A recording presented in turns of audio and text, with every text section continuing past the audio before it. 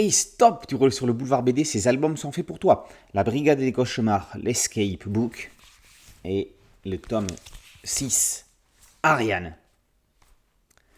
Maintenant qu'Alice, la mère de Tristan, est revenue dans le monde réel, la Brigade des Cauchemars pourrait être dissoute. C'est compter sans les ambitions du professeur Albert, époux et père qui a conçu une nouvelle clinique permettant d'effectuer de nouveaux voyages. Non pas dans les cauchemars, mais dans les souvenirs. Tristan, Sarah et Esteban vont donc reprendre du service. La première patiente est une amie de Tristan. Elle s'appelle Ariane et se met dans des états de panique dès qu'elle entend des bruits ressemblant à des coups de feu. Il va falloir plonger dans ses souvenirs, dont elle n'a justement aucun souvenir, jusqu'à ceux de ses ancêtres. Le deuxième cycle de la Brigade des Cauchemars démarre sur les chapeaux de roue. Si le titre n'était pas déjà pris, en l'occurrence par une excellente série signée Carbone, Sissimia et Marco, la série aurait pu être rebaptisée la Brigade des Souvenirs. Qu'importe, les souvenirs visités étant cauchemardesques, on reste dans le ton. Dans ce nouveau concept du professeur Albert Angus, le trio va donc pouvoir pénétrer les esprits des patients avec la possibilité de modéliser un pouvoir.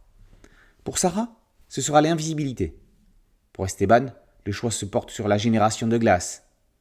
Pour Tristan, qui voulait générer du feu, ce ne sera pas possible. S'il veut sortir de son fauteuil, il devra choisir le pouvoir de marcher. Le cas d'Ariane ne va pas être simple à traiter. Son traumatisme serait l'héritage d'un de ses ancêtres. Le trio, Franck Tilliez, Guillaume Dumont, Drac, rebondit astucieusement. La problématique de départ étant résolue, il fallait trouver une nouvelle dynamique. C'est fait, tout en respectant le concept et l'ADN de la série. Les fans de la première heure ne seront pas déçus, et de nouveaux lecteurs peuvent très bien démarrer la série par ce tome 6.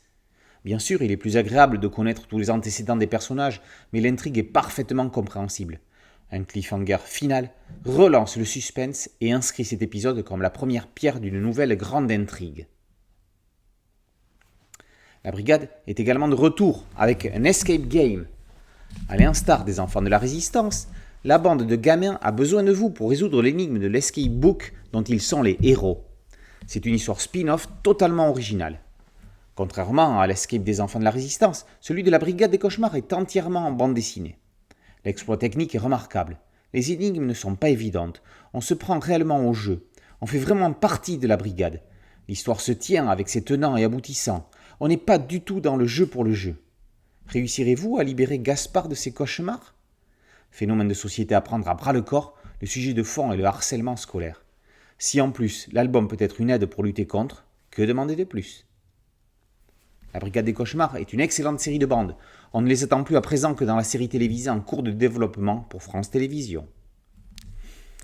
La Brigade des Cauchemars, tome 6, Ariane, et le hors-série L'Escape Book par Tilliez et Dumont sont parus aux éditions Jungle. Boulevard BD, c'est un site dédié, un podcast audio et une chaîne YouTube. Merci de liker, de partager et de vous abonner. A très bientôt sur Boulevard BD. Ciao.